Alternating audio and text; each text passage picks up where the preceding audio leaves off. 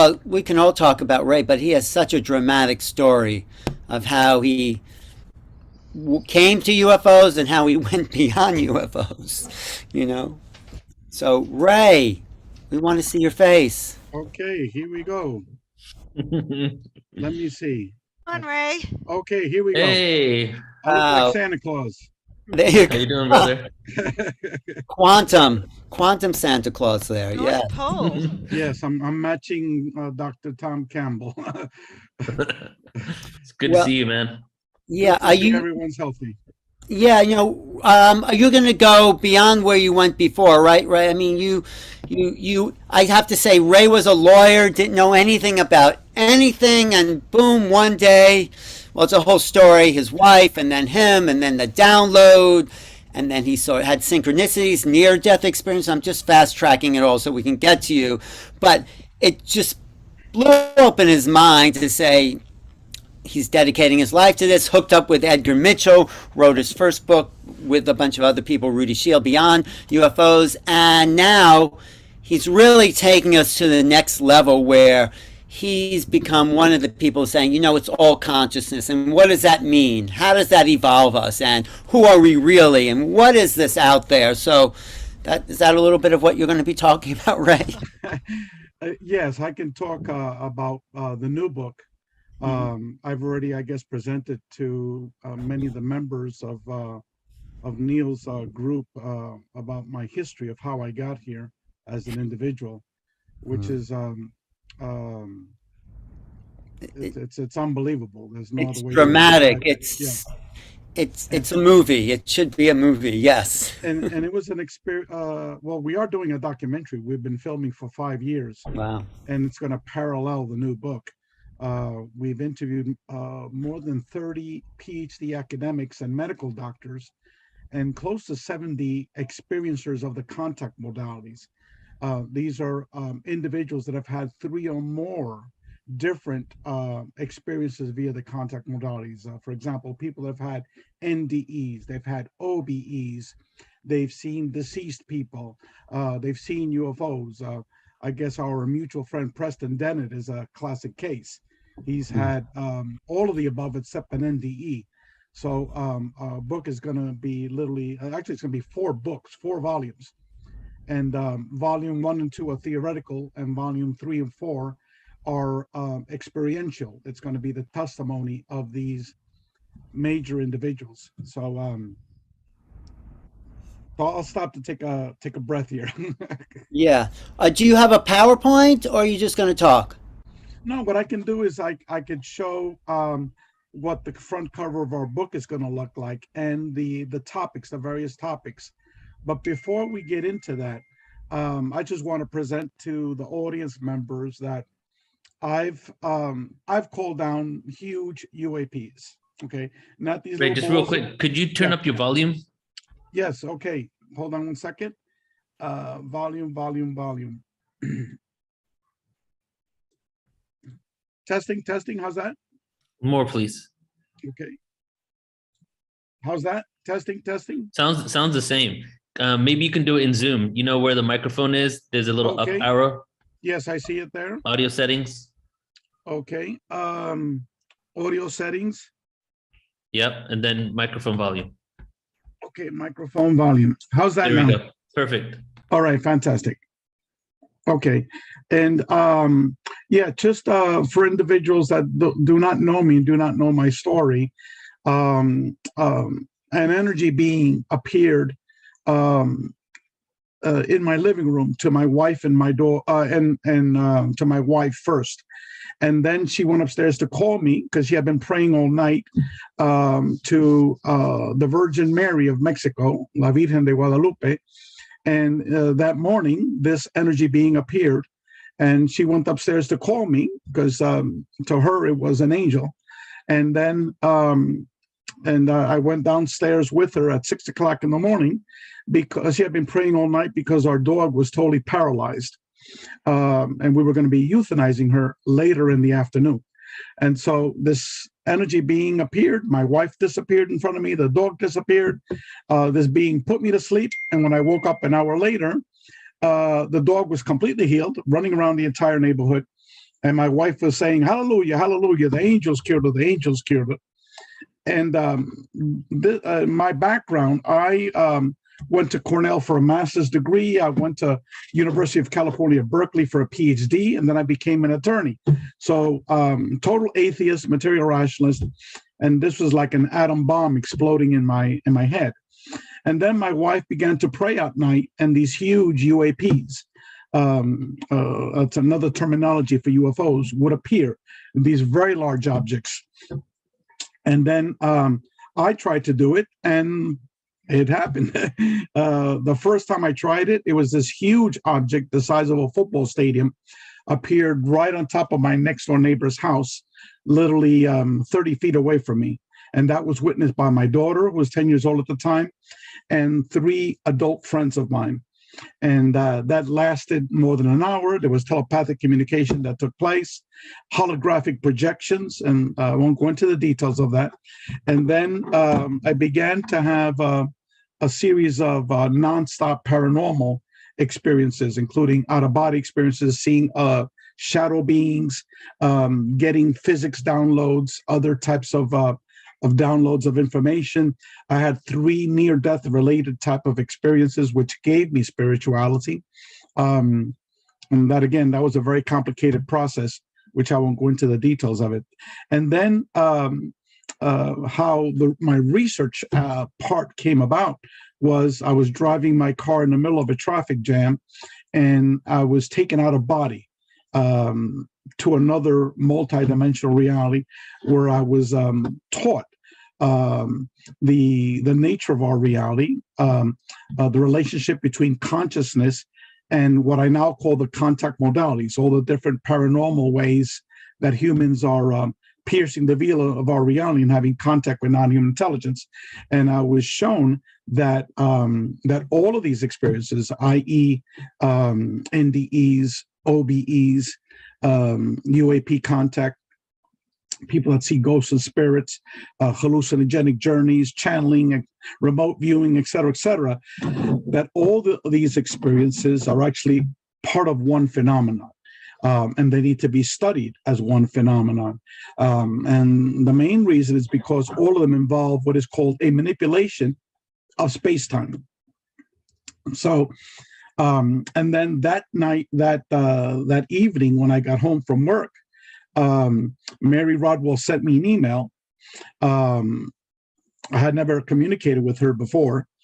She was responding to an email that I had sent her 6 months earlier.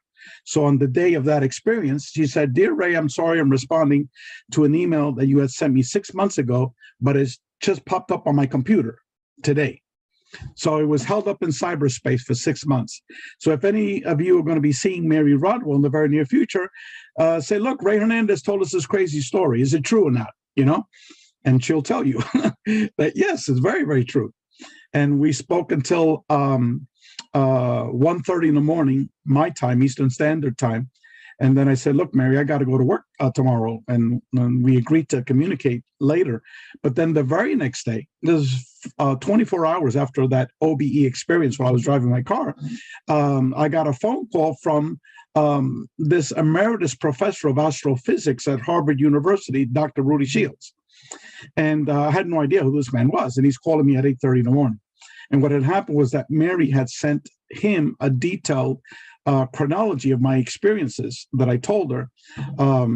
And so he wanted to talk to me because my experience dealt with consciousness and physics and cosmology. And that's what his interest is in. And then he, in turn, spoke with me for about 90 minutes. And then he gave me Edgar Mitchell's telephone number. I called him later on that afternoon. Edgar Mitchell invited me to his home. So within 48 hours of this experience, I was at the home of Edgar Mitchell, and he lived an hour and a half away from me. And it was at the home of Edgar Mitchell that this organization, which eventually was called the Dr. Edgar Mitchell Foundation for Research into Extraterrestrial and Extraordinary Experiences, began. And then we then invited Rudy Shields and Mary Rodwell for us to become the co-founders of that organization. And then we invited many PhD academics and UFO researchers, Barbara Lamb, Denise Stoner, Dr. Leo Sprinkle, the late Dr. Leo Sprinkle, Kathleen Martin, and several others to work with us to undertake the world's first comprehensive academic statistical research study of UFO contact experiences. These are individuals like myself that had seen a being, an intelligence, and have had UFO contact experiences. And we spent 9 months developing the research for that. We then we developed 3 surveys. We administered in multiple languages. And just in the English language alone, we collected responses from more than 4,300 individuals from over 125 countries.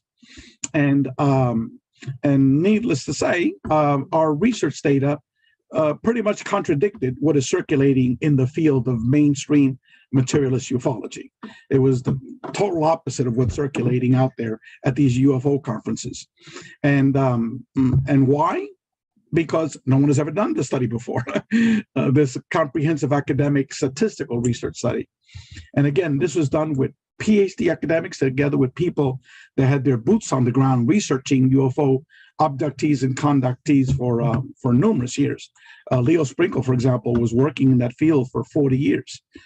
Same thing with Barbara Lamb, Mary Rodwell for at least 30 years, Kathleen Martin, again, another 30 years.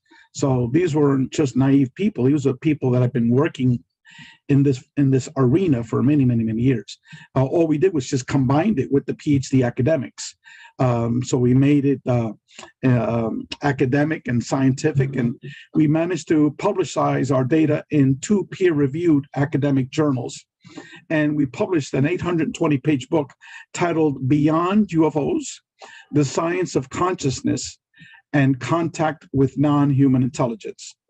And if anybody wants to receive roughly half of our book, the most important sections that dealt with the data, I'm giving it away for free. Just send me an email to info, I-N-F-O, @experiencer.org. That's info, I-N-F-O, @experiencer.org. Right there, someone just typed it up on the chat box.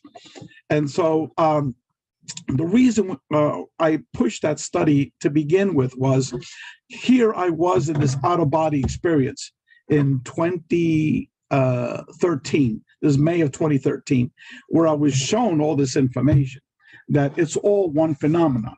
But yet the folks in ufology, they say, what the hell does NDEs have to do with UFOs? What does OBEs have to do with UFOs? Okay, what does channeling have to do with UFOs, et cetera? Well, what did we discover in our research study of 4,300 people?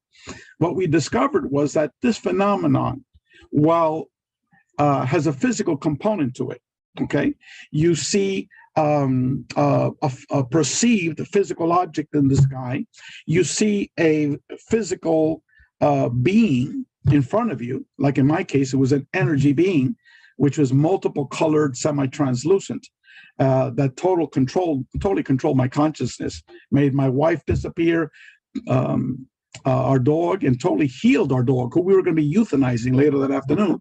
So while it is a physical phenomenon, the overwhelming majority of the experiences that these people were having can be called paranormal in nature. For example, 80% of these people were having out-of-body experiences. That's a huge percent, okay? 37% had near-death experiences, okay? Orbs, 60% had seen orbs, okay? Deceased people, again, it was like 67% saw what is commonly called a ghost or a spirit. You name the paranormal experience, these people were having it in very large percentages. So that was one of our major research findings. And that also brought the hypothesis that these experiences need to be studied as one phenomenon. Why? because the experiencers were having all of these experiences. Okay, you just don't see a UFO. No, you're having. Once you see a UFO, like in my case, boom, you get activated. Okay, and you begin having all of these experiences via what I call the contact modalities. And that's a term that I coined in 2013 when I wrote a paper for the Dr. Edgar Mitchell Free Foundation on our website. It was titled The Quantum Hologram, Theory of Consciousness, and the Contact Modalities. Okay, so the experiencers themselves demonstrated that it needs to be studied as one. So this is not just theory, okay? It's also practice via the experiencer. Our approach always was that the experiencer holds the key to be able to begin to understand what is consciousness, what is the nature of our reality. If you just deal with pure philosophy, the philosophy of the mind, okay, and study idealism, like many of these scholars that are pure philosophers, you're never going to have a true understanding of what is consciousness.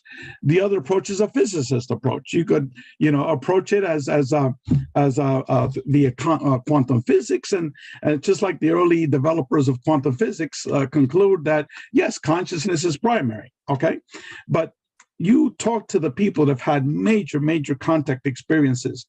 And again, we talked about our friend Preston Dennett, but our book has over 70 of these people. They will tell you, yes, consciousness is primary. Okay, our reality, what we think it is not the real reality. We're actually inside a greater reality. Yes, Lilo, the title of the book is Beyond UFOs, the Science of Consciousness and Contact with Non-Human Intelligence. And as I said before, you don't have to buy the book. I'm giving you more than half of the book for free to send me an email to info@experiencer.org. So anyway, the reason why we did that initial study on UFO contact experiencers was because there was zero statistical data on the phenomenon.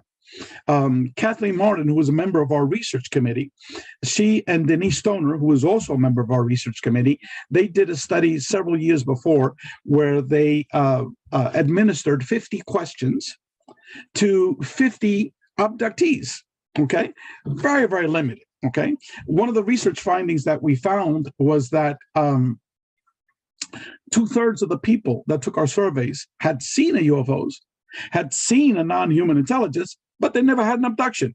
Okay, so all these people that just focus on abductions, this, abductions that, abductions everywhere, they're missing 2/3 of the people.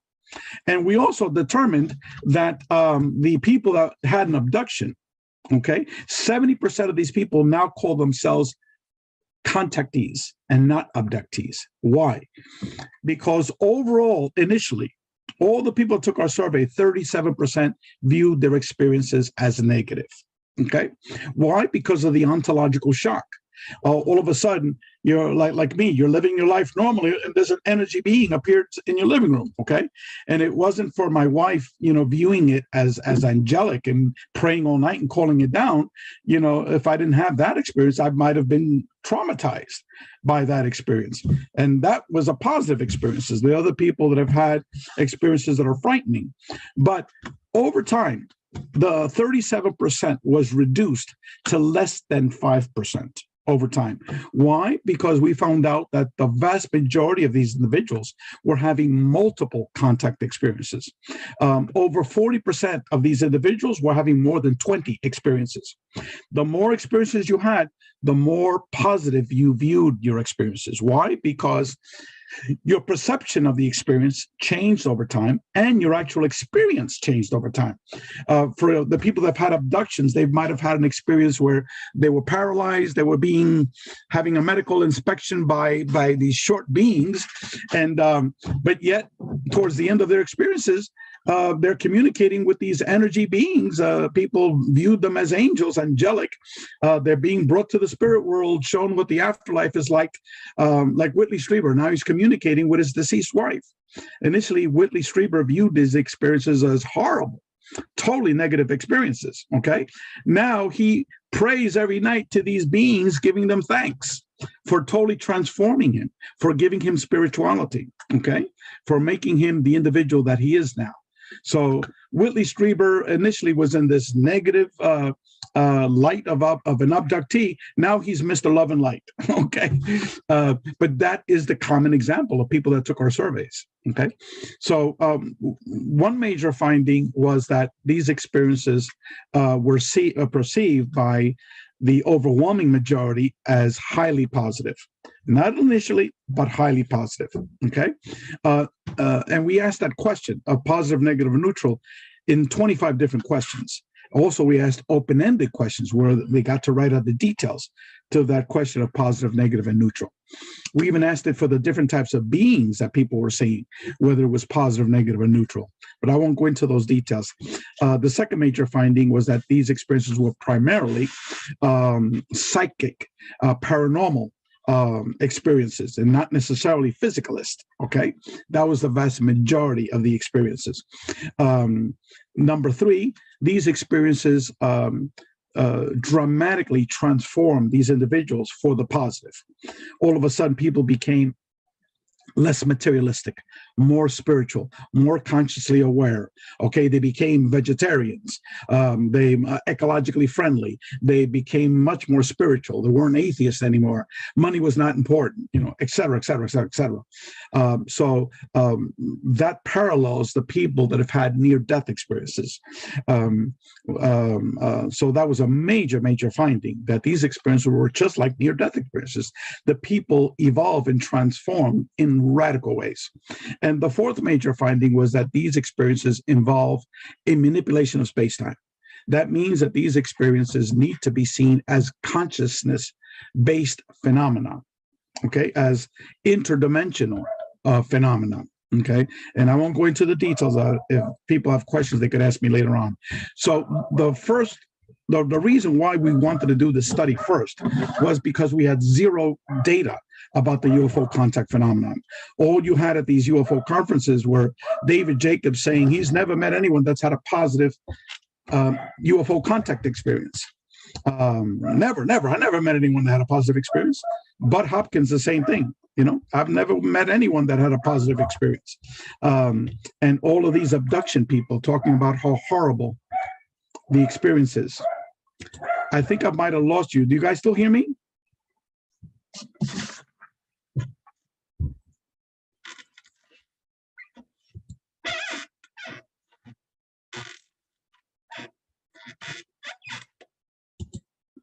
Hello? I seem to have lost, I can't see my picture here. Maybe I did something. Okay, here I am. Sorry, I apologize.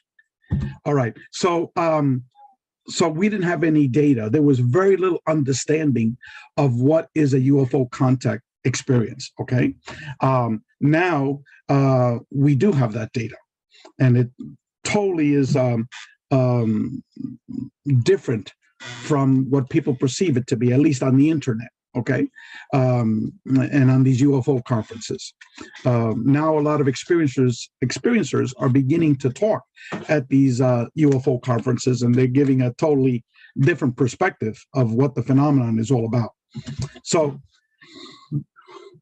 what I realized at that point was, yes, my experience that I had, that out-of-body experience, and how the synchronicity of how the organization, the Dr. Mitchell Free Foundation, was formed. It was orchestrated, okay? Just like all of my experiences, these were sequential. Just like how they gave me spirituality, it was through a series of NDE experiences. And I'll just give you what happened at the last 3 days of this.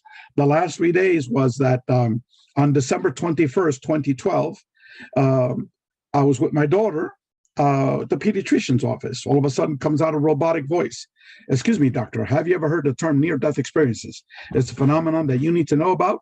And I've just finished reading approximately 300 books on this phenomenon over the last 4 months, and many of them written by medical doctors such as yourself." So I was saying, what the hell is happening? Where did this voice come from? I have a split personality, I'm going crazy.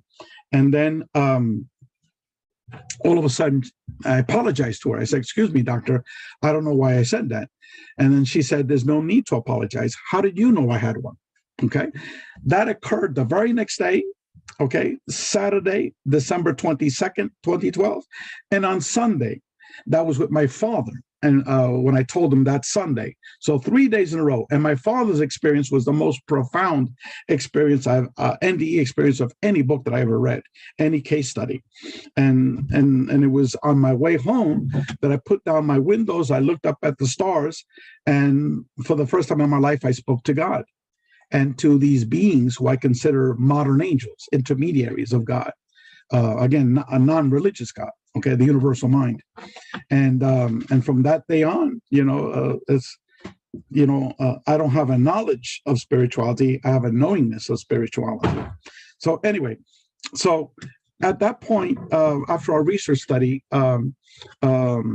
we can readily conclude that all of these phenomenon need to be studied and researched as one phenomenon. Okay, so over the many years since I had that first initial experience, I had been in communication with many academics, PhD academics, some of the major consciousness scholars. And so I would talk to these people because we had many PhD academics in the Dr. Edgar Mitchell Free Foundation. One was Edgar Mitchell, the other one was Rudy Shields, the other one was Dr. John Klimo. He knew all of the parapsychologists, John Klimo out in California.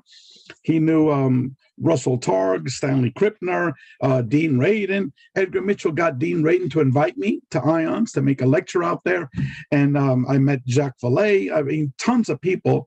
And I would always be talking to these people about the nature of our reality. And universally, all of these individuals said, look, our consciousness is primary. Our reality is not what we think it is, okay? That we're actually inside a greater reality, okay? And then they would always say to me that all of the paranormal, they hypothesize, is actually one phenomenon. Why? Because consciousness is primary. It needs to be studied as one phenomenon. But then I would ask them, how come you've never published a paper on that, but published anything academically on that? And they would all say, look, we have our hands filled with what we're focusing on. Like in Dean Radin is studying scientifically via experiments the psi phenomenon, and he said that what we were doing, he said we're like sister organizations, but he said what you're doing is you're much further ahead of us in terms of looking at the society at large of these issues.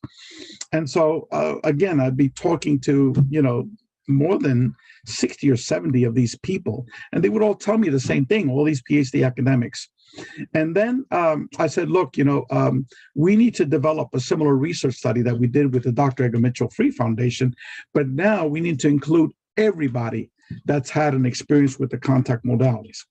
And so I decided at that point, we need to be able to introduce these topics via a book.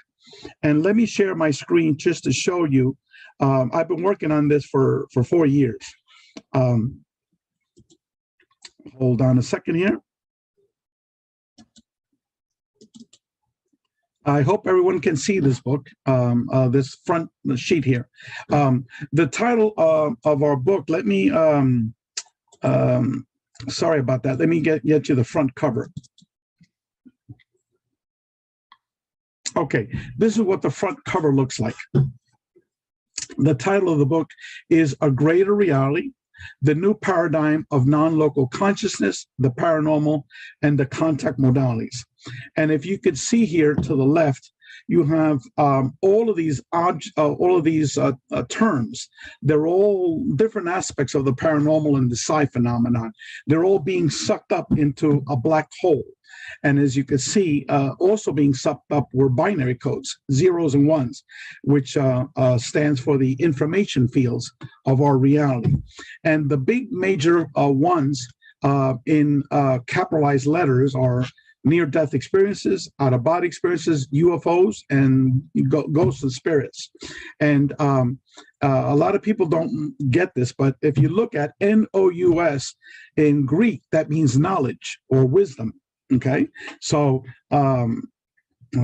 very few people catch that. We have 5 co-editors. Dr. Rudy Shields is an emeritus professor of astrophysics at Harvard University, now retired. Dr. John Klimo was a professor for over 45 years in psychology, and his focus was primarily on consciousness and the paranormal. Michael Grosso is also an experiencer, together with John Climo. He, as a matter of fact, saw a huge UFO in Manhattan with his girlfriend and a neighbor. And he received a PhD in philosophy from Columbia University in the early 1970s. He's in his mid-70s now, and he's written about more than 10 books. Most of them deal with some aspects of the paranormal. And he's written many, many academic articles on consciousness. So that's Michael Grosso, Dr. Michael Grosso. Dr. Jeffrey Long is a medical doctor. He's an oncologist, and he's one of the world's leading researchers on near-death experiences. Okay. All of these individuals have written chapters for our book. And the title of the organization is CCRI, which stands for Consciousness and Contact Research Institute. And so let me now switch to the table of contents. Okay, we're going to be having 4 volumes. Okay, 4 books, each of them at least 500 pages in length, probably more. The first 2 volumes are theoretical in nature, and volumes 3 and 4 are written by experiencers of the contact modalities, and we chose individuals that have had 3 or more experiences via the contact modalities. For example, let me just shoot all the way down here to Dr. Melinda Greer. As you can see here, Dr. Melinda Greer is a medical doctor. She works in a hospital. She's a pediatrician, saving the lives of children. She has seen 12 UFOs. She's had 2 near-death experiences, several out-of-body experiences. She's had 3 Sasquatch encounters, 2 of them being up-close Sasquatch encounters. In terms of psychic abilities, she's like off the charts. And I could go on and on and on. She's, after her second NDE, she began to see ghosts and spirits in her hospital. So that's an example of an experiencer chapter that's going to be in our book. Now, in terms of the theoretical chapter, the prologue is written by Dr. Jeffrey Kripal, and he is a professor of religion and philosophy at Rice University, and he was one of the judges for the Bob Bigelow Consciousness Award, which was won by one of our authors. Down here, you'll see his name, Dr. Jeffrey Mishloff, right here. He's we have 2 chapters by him. I'll go over them in a second. So he won $500,000. Okay, so this is not just chump change here. Okay, he won $500,000. We have 3 other people here that won prizes with the Bob Bigelow Consciousness Research Study, and I'll go over some of them. So Jeff Kripal was one of the award winners, and he's written many books relating to consciousness and the paranormal. And I think about 3 or 4 years ago, he wrote jointly a book with Whitley Strieber. And he also wrote a book about 2 years ago of this woman that had a major near-death experience. So he certainly understands that all the contact modalities should be studied as one phenomenon, and that consciousness is primary. I'm going to be writing the introduction for the book. I already spoke about Melinda Greer, and I put her up there because she is an example of what we're talking about, that all of these contact modalities need to be studied as one. So the next section, section 2, is titled The Primacy of Consciousness and the Contact Modalities. And here we have the very first article. Larry Dossey is a medical doctor. He's one of the most eminent writers on consciousness. He also, all of these people, everyone here holds that consciousness is primary. Dr. Bruce Grayson is now a retired professor at the University of Virginia School of Medicine. And for many years, he's been one of the top 3 academic researchers on near-death experiences. He actually was the one that really initiated. Raymond Moody led the charge of putting the name on it, but the actual academic research was done by Dr. Bruce Grayson and Dr. Kenneth Ring. Dr. Peter Sturrock is a professor of physics at Stanford University, has been very much interested in the topic of UFOs and consciousness for many, many years. So again, we're talking heavy-duty people. He was a professor of physics at Stanford University. Jim Tucker was another professor at the University of Virginia School of Medicine at the Division of Perceptual Studies, and he continued the research of Dr. Ian Stevenson, who founded the Institute of Perceptual Studies at the University of Virginia. And he continued with the work of Dr. Ian Stevenson on reincarnation. So just this first article, it's all heavyweights, okay? And the title of the article is Consciousness, What Is It? Okay. The second article is by Dr. Tom Campbell. Actually, he doesn't have a PhD. I need to take the doctor away. He's like I am, ABD, all but dissertation. And he wrote a 70-page chapter that we live inside a virtual reality. And he arrived at these conclusions based upon 40 years of having out-of-body experiences. He worked at the very beginning with Robin Monroe at the Monroe Institute. So anyway, this is another heavy-duty article. Dr. Bob Davis is a retired professor of neuroscience, and he wrote, again, another chapter on what is consciousness. Dr. Larry Dawsey wrote, the medical doctor, wrote a title on The One Mind of Consciousness. And that article is based upon a book that he had written many years ago with the same title, The One Mind of Consciousness. Giorgio Piacenza is a philosopher, and he wrote a paper studying consciousness via integral theory, which is Ken Weber's theory of the nature of our reality and consciousness. William Trenote wrote a paper based upon the channeling of Paul Hamden by the Zeta race. And that chapter is titled The Extraterrestrial Cosmology of Consciousness. And that was written like an academic article, okay? But yet it came from the channeling from a Zeta. Dr. Jeffrey Mishloff, I interviewed him, and as I said before, he's probably one of the top 3 or 4 eminent academics on consciousness, and he's had this interview format where he's interviewed thousands of people on all aspects of consciousness over the last 40 years. And then our very own Michael Grosso, one of our co-editors, wrote an article titled Contact with Transcendent Mind. Again, that is a universal mind, which is the foundation of our reality. Now, the next topic is this topic titled Non-Local Consciousness, Telepathy, and the Quantum Hologram. And that is based upon the theories of the late Dr. Edgar Mitchell. We are publishing an article that he wrote that was only published one other place, and that was at Rudy Shields' Journal of Cosmology, which is a physics journal that got very minimal circulation, but yet that's Edgar's most important writing.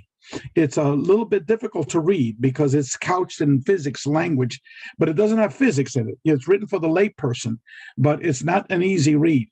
But yet that lays out the theory of non-local consciousness, how humans are able to tap into the information fields of our reality and to download that information. Common terminology uses the Akashic records, and how we're able to perceive the past, present, future, and how ESP works. So it's a very complicated theory, and he had worked with over 20 PhD physicists on that theory. Dr. Rudy Shields wrote a similar corollary to Edgar's theory titled Computer Model of Consciousness. And Dr. Glenn Ryan, who has a PhD in biochemistry from the University of London, he took Edgar's paper, and what he did is he applied it to contact with non-human intelligence, how people are having perceived experiences with various forms of non-human intelligence. So it's an application of Edgar's theory. And then Giorgio Piacenza, again, applied Edgar's theory to the theory of consciousness and the contact modalities. And Dr. Joseph Lewis wrote an article on Michael Talbot's book titled The Holographic Universe. And he wrote a summary of the holographic universe in a 1 chapter. And so the next topic is near-death experiences. And so we have Dr. Sharon Hewitt Rowlett. She is received a PhD in philosophy from New York University, and she was a philosophy professor. And she was a runner-up to the Bob Bigelow Consciousness Prize. She got $50,000 for this paper. So I communicated with her, and she agreed to have her paper published in this book. And her paper is titled "The Best Evidence for the Survival of Human Consciousness," which is an excellent paper. It's written for the layperson, but yet it's written in an academic format, but yet digestible for everyone. Dr. Bruce Grayson wrote an overview of NDE research.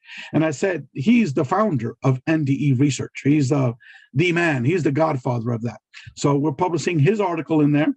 And we're having a couple of more articles. One is by an interview with Dr. Jeffrey Long, who I said was one of the pioneers with Dr. Bruce Grayson on NDE research, and also Raymond Moody. I interviewed him as well at his home in Alabama, and we're publishing the transcription of that interview, which is mind-blowing with both of these individuals. These are pioneers of NDE research. And again, all of them say that consciousness is primary, that our physical 3D reality that we perceive via the 5 cognitive senses, that's an illusion, okay? And that all of what I call the paranormal, the contact modalities, that all of them need to be studied as one phenomenon, okay? So that's NDEs. Now for out-of-body experiences, remote viewing and consciousness, that's the next topic. We have, the first article is by Stephen A. Schwartz, and he pretty much, I think, is the best researcher on the topic of remote viewing. Not necessarily Russell Targ. I believe it's Stephen A. Schwartz. He developed what we now call non-coordinate remote viewing way before Russell Targ, and did it at the Stanford Research Institute.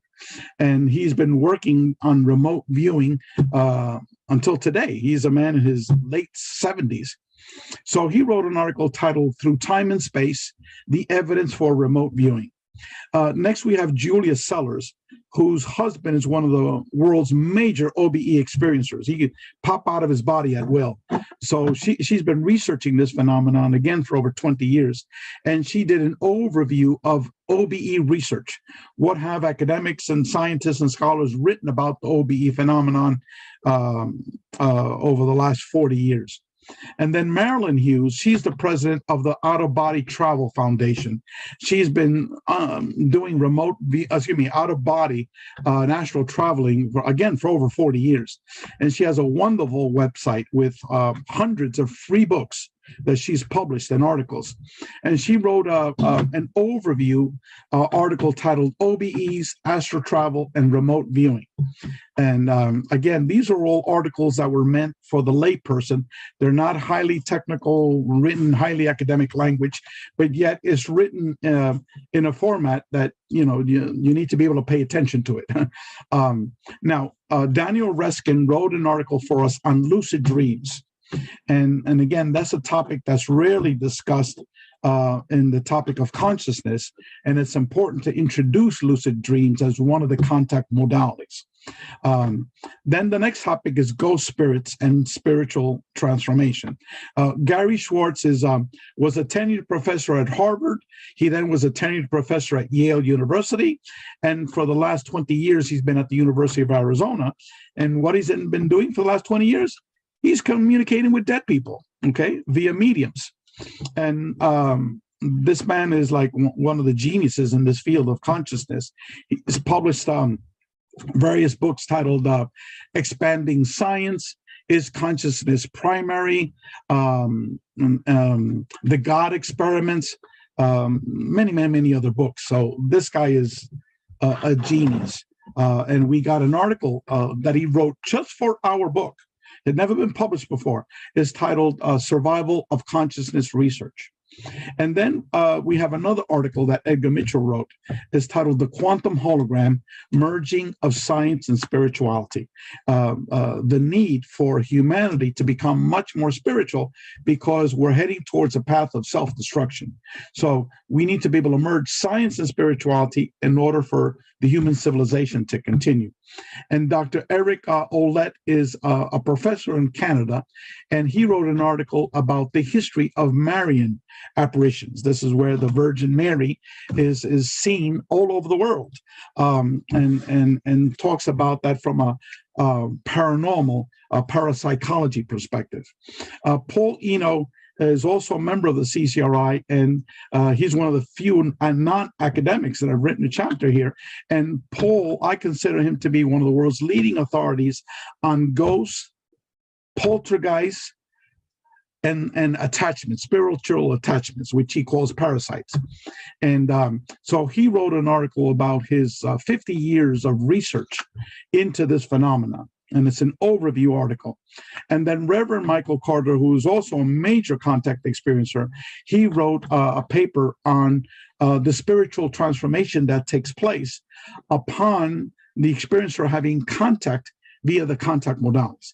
So the spiritual transformation takes place via near-death experiences, via out-of-body experiences, via UFO contact experiences, via people that perpetually see ghosts and spirits and channeling, et cetera, et cetera.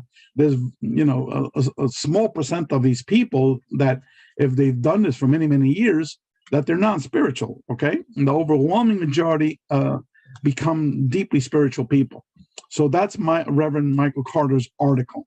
The next article is two academic papers on theogenic research, and that's articles on hallucinogens is another common term, on psilocybin, which is magic mushrooms, on DMT, which is the ingredient in ayahuasca. And so it's two articles discussing how the research of entheogens or hallucinogens reverts back to consciousness research and also contact with non-human intelligence. And so Dr. Christopher Timmerman's paper specifically looks at people that have used EMTs and the similarities with people that have had near-death experiences. Again, you see how all of this is lining up. Okay, the people that study nuts and bolts ufology are totally clueless of what I'm talking about. So hopefully over time that will change. And then we have this topic called UAPs, UFOs. And these are tons of articles relating to UFOs, okay? All of these people have a radically different perspective from the nuts and bolts approach, okay? I am presenting here chapter 1 from our book, Beyond UFOs, which actually has the data from our statistical research study. Carol Rainey was the ex-wife of Bud Hopkins, and she wrote a book, an article, how the research of Bud Hopkins and David Jacobs on abduction research, all the numerous problems associated with that research. I won't go into those details. The late Brad Steiger, he wrote the conclusion for our book, Beyond UFOs, and he published more than 125 books on the paranormal, including UFOs and almost all the topics that I'm presenting in our paper. So we're including two of his papers that he wrote. One is 17 Theories for UFO Contact, and the other one was the conclusion for our book, Beyond UFOs. Dr. John Climo, who's one of our co-editors and one of the co-chairs of the Dr. Edgar Mitchell Free Experiencer Research Study, he wrote a chapter that the so-called UFO occupants might be interdimensional beings that are residing in interdimensional realities. So Dr. Joseph Brooks has a similar hypothesis, is that the UFO contact phenomenon is actually a phenomenon that can best be described via a virtual reality, and that these experiences are holographic experiences, which is a theory that I share as well. Okay. Then we have a Chinese experiencer. She didn't want her name published because she might have problems with the Chinese authorities, but she talks about the whole aspect of ufology and the paranormal in China, in mainland China. And then we have Brent Rains, who's been also a member of the Dr. Edgar Mitchell Free Foundation, who's been researching the paranormal and ufology for over 50 years now. He wrote a paper on John Keel, who's one of the first ufologist researchers to incorporate the paranormal and psychic aspects of the UFO contact phenomenon. So his paper is John Keel and his theory of UAPs and the paranormal. Then Dr. Massimo Todorani, he's also a PhD astrophysicist. He's a professor of astrophysics in Italy. And he wrote another paper also about the UAP phenomenon from a multidimensional perspective. Dr. Charles Emmons has been writing about UFOs for over 40 years, and he's now in his late 70s, I would say, and he wrote a paper about the connection between UAPs, the paranormal, and consciousness. Dr. Michael Grosso, as I said before, one of our co-editors, retired professor of philosophy, wrote a paper about UFOs, psychical research, and religion. And Dr. John Alexander wrote a paper about UAPs and the contact modalities. He says that we need to study all of the contact modalities as one phenomenon. And he also agrees that consciousness is primary, just like all these other individuals. Finally, in that section, I have an interview with George Knapp, one of the hosts of Coast to Coast. And the same thing, consciousness is primary. All of the contact modalities are one phenomenon that needs to be studied as one. He's totally against materialist mainstream ufology, studying Roswell for the 4,000th time, Rendlesham Forest again. He says that focus is not going to take you anywhere, that we need to be able to focus on consciousness and interdimensional consciousness research of the UFO contact phenomenon. So then I have two articles here which are proposals of future research. One is an article that I wrote of what can be done to be able to study the relationship between consciousness and the contact modalities. And that's like a formal proposal of how to do this research. And Dr. Raul Valverde and Chet Swanson. Raul is a professor of information sciences at a major university in Canada, and he wrote a proposal of how to do an academic research study of, first of all, the NDE phenomenon, and then comparing the NDE phenomenon with UFO research and OBEs. And so he's an information guy, a statistician. So that's that proposal. And then we have various articles that are like wraparound articles, conclusion articles. One is Dennis Briefer, who is a physicist, an engineer, and also a member of the Dr. Edgar Mitchell Free Foundation. He was also the president of the John Mack Institute after Dr. John Mack passed away. Then we have an article by Gary Schwartz and Dr. Mario Beauregard. Dr. Mario Beauregard is also a professor at the University of Arizona. He's a neuroscientist by training. And I mentioned previously Gary Schwartz. And they have arguments for a post-materialist science and consciousness, which is basically an argument that consciousness is primary. And then Stephen A. Schwartz talks about Thomas Kuhn, who is a professor of sociology at Stanford University, and he mentioned how the thesis of paradigms change over time in the field of science, how basically you have to wait till the dinosaurs die off for a new theory, a new paradigm to be established. So he applied that to the theory of consciousness as being primary, which is, again, an academic article, very sophisticated, well-written, meant for the sophisticated audience members, but yet digestible for everyone. And then we ended off by an article by one of our co-editors, and as I said, my dear friend and co-director, together with myself, of the Dr. Edgar Mitchell Free Foundation, Dr. John Climo, and he wrote about how the fields of psychology and psychiatry have to change to accommodate the experiencers of the contact modalities. Because now you go to a shrink they'll diagnose you as, bipolar or schizophrenic, or they invent some other disease and give you pills.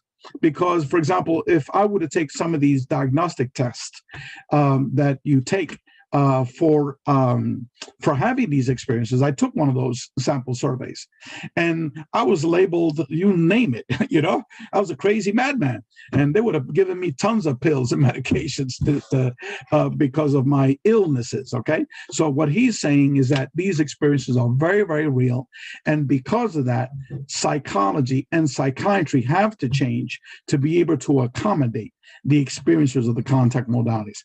So that's what our book is all about. And now let me stop sharing and go back to my screen. And again, the title of the book is A Greater Reality, The New Paradigm of Non-Local Consciousness, the Paranormal, and the Contact Modalities. So I'm here open for questions.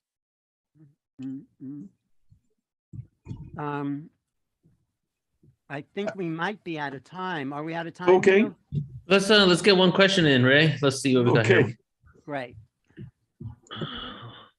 I had a lot to present, so I apologize for not leading to. Perfect. No apology needed, man. You're amazing. Thank you so much for everything. Let's see what we got. I think we mostly have comments about how amazing your information is. Alan, you have something particular you want to ask Ray?